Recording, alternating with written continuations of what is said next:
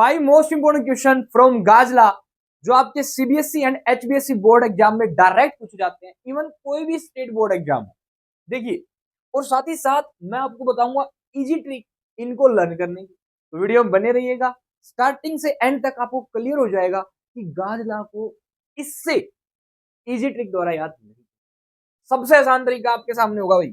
तो आपके सामने ये क्वेश्चन आता है, एक्सप्लेन गाजला, और इसकी 5 एप्लीकेशन से जो क्वेश्चन आते हैं इस वीडियो में डिस्कस कर रहे हैं।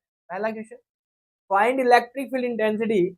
आपको फाइंड करनी है due to long straight uniformly charge infinite wire. कि आपके पास इनफाइनाइट वायर है और ये यूनिफॉर्मली चार्ज है, इनफाइनाइट।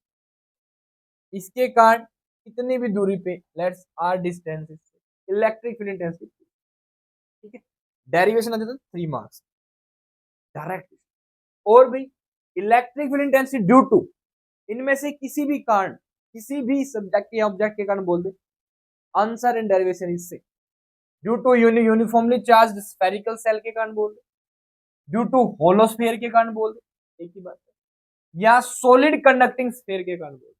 तीनों डेरिवेशन से सॉलिड कंडक्टिंग स्फीयर, डन है। दूसरा क्वेश्चन, तीसरा क्या है, फाइंड इलेक्ट्रिक फील्ड इंटेंसिटी। एक से ये कोई ना, ये तीसरा है electric field intensity due to non conducting uniformly charge, non conducting uniformly charge solid sphere. ये नॉन कंडक्टिंग है चार्ज सॉलिड स्फीयर, ठीक है। इसके कारण बता दिए, डन। इजी ट्रिक अभी देखेंगे हम वीडियो क्लास में। Find electric intensity due to thin infinite plane sheet of charge. Thin infinite plane sheet of charge, एक सीट होगी बस। पांचवा है भाई electric intensity due to two thin infinite plane sheet या पैरेलल शीट ऑफ, डन। ये 5। आइए trick discuss कर लेते हैं। सिंपल टेक्निक क्या रहेगी, देखो, एक पॉइंट चार्ज के कारण आर डिस्टेंस पे इलेक्ट्रिक इंटेंसिटी की वैल्यू क्या होती है, के क्यू बाई आर का, जहां पे क्यू क्या होता है, पॉइंट, ठीक है।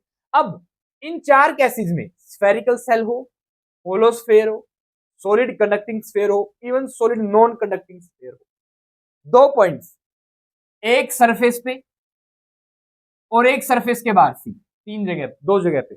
सरफेस पे आपको इलेक्ट्रिक इंटेंसिटी बनानी होती है इन सभी केसेस में, सरफेस से बाहर या इस ऑब्जेक्ट के बाहर आर डिस्टेंस पे, सेंटर से आर डिस्टेंस, जिसे हम कहते हैं outside the spherical shell, hollow sphere, solid conducting sphere, solid non conducting. ये 2 पॉइंट। सिंपली गाइस, बी पे इलेक्ट्रिक इंटेंसिटी की वैल्यू आती है के क्यू बाई आर स्क्वायर, जहां पे आर होती है इस स्फीयर की रेडियस, चाहे वो सेल हो, होलोस्फेयर हो, सॉलिड कंडक्टिंग या नॉन कंडक्टिंग। आंसर जाएगा के क्यू बाई आर स्क्वायर, जहां पे क्यू है इस स्फीयर पे कितना चार्ज है ना, आर होती है रेडियस स्फीयर। साफ कर दिया, 1 2 3 4 4 पॉइंट। बाहर यहां पे बताना, तो गाइस सेंटर से जो दूरी होगी इस पॉइंट सी की, दैट हम मान लेते हैं स्मॉल। आंसर जाएगा ये सभी केसेस में, डन है। नॉन कंडक्टिंग वाले को छोड़ दो, इन तीनों केसेस में सेंटर पे या स्फीयर के अंदर कहीं भी, इन तीनों केसेस इलेक्ट्रिक इंटेंसिटी होती है। तो तीनों का एक ग्राफ बनता है ई का आर के साथ, यहां पे लेते हैं, यहां पे आर लेते हैं। सेंटर पे कितना, ये सेंटर से लेके आर दूरी तक, रेडियस तक कितना होता है, 0। यहाँ पे कुछ भी नहीं, कुछ नहीं बनाना है। यहां से फिर इनवर्सली प्रोपोर्शनल आर से बन जाता है। इन सब का ग्राफ दिया हो गया था। बोलो, मैक्सिमम वैल्यू इलेक्ट्रिक इंटेंसिटी की सरफेस पे, ये सभी के ये बहुत ही कॉमन क्वेश्चन। एक प्रकार से समझ लीजिए, जैसे पॉइंट चार्ज के कारण आप बताते हो के Q by R square, surface पे हो गया, रेडियस की वैल्यू कैपिटल आर रख देना, किसी और दूरी पूछे तो स्मॉल आर रख देना, तो done.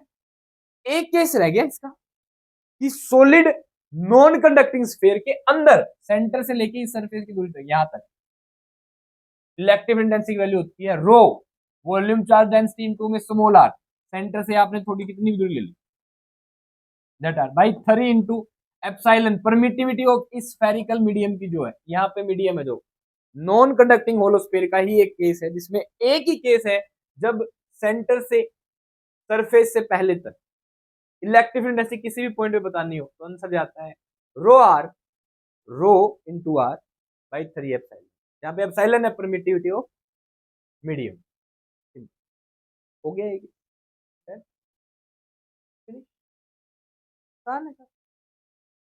Thin plane sheet of charge, इसके कारण चाहे इधर पूछ ले क्या होती है, sigma by 2 epsilon naught, fix है, आर पे डिपेंडिंग नहीं, ये सीट इनफाइनाइट होती है भी ध्यान रखना,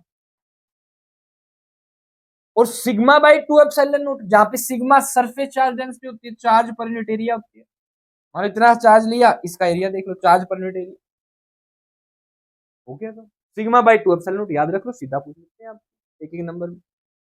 दो इनफाइनाइट सीट है, इनफाइनाइट सीट ध्यान रखना, एक पॉजिटिव और एक नेगेटिव हो, तो सेंटर पे तो होगा सिग्मा बाई एप्सिलॉन नॉट, 2 हट जाएगा, यानी इसके कारण आधा, इसके कारण आधा, एक हो जाएगा सेंटर में। कैपेसिटर का केस होता है sigma by epsilon not, capacitor के अंदर इलेक्ट्रिक इंटेंसिटी पूछ ले तो कितनी होती है, sigma by epsilon not, electric intensity कितनी होती है कैपेसिटर के अंदर, सिग्मा बाई एप्सिलॉन नॉट, यहाँ पे सिग्मा है चार्ज अपन एरिया, चार्ज कितना है एक प्लेट का, एरिया कितना है डिवाइड कर सरफेस चार्ज है, इस तरफ और इस तरफ हो जाती है जीरो।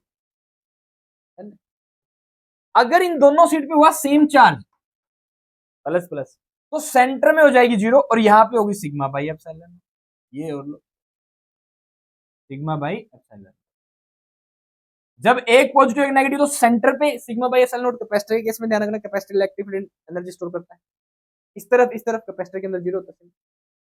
अगर दोनों सेम हो जाए तो सेंटर पे जीरो, उधर सिग्मा बाई एप्सिलॉन नॉट, इधर सिग्मा बाई एप्सिलॉन नॉट, चाहे नेगेटिव साइन चेंज कर देना, नेगेटिव नेगेटिव, लेकिन magnitude sigma by epsilon not sigma by electric intensity बोला है कि नहीं। अच्छा, अगर इनफाइनाइट वायर होता तो इलेक्ट्रिक इंटेंसिटी होती है 2k लैम्डा बाई आर, क्या होती है भाई 2k lambda by R, 2k lambda by R, जहां पे लैम्डा होती है linear charge density, charge per unit length, और ये भी ई इनवर्सली प्रोपोर्शनल है आर की। तो infinite long straight uniformly charge wire के लिए इलेक्ट्रिक इंटेंसिटी आर के इनवर्सली, पॉइंट चार्ज के लिए स्फेयर के लिए आर स्क्वायर की इनवर्सली प्रोपोर्शनल होती है, नॉन कंडक्टिंग होलोस्फेयर के अंदर E directly proportional to are होती है।